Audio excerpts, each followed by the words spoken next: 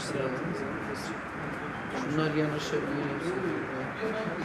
Daha sonra şu boşlukları daha çok sık kullanmamız lazım.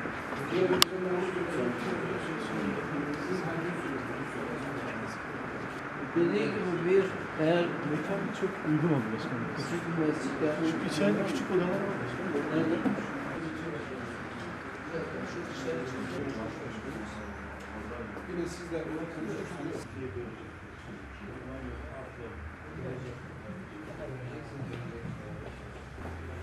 Bir de var bunu şuradan bir tutacak bir olmuyor.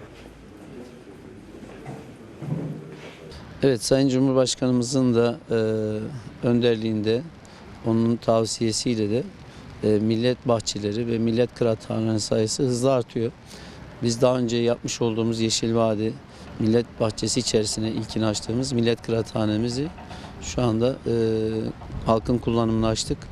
Burası çok önemli. Vatandaşımız parka geldiğinde millet bahçesini gezerken hem de kitap okuma ve gençlerimizin özellikle ders çalışma konusunda mekan ihtiyacı olduğunu gördük ve burayı açtık.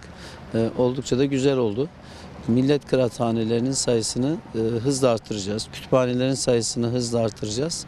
Amacımız insanları doğumdan ölüme kadar kitap okumaya, ders çalışmaya teşvik etmek.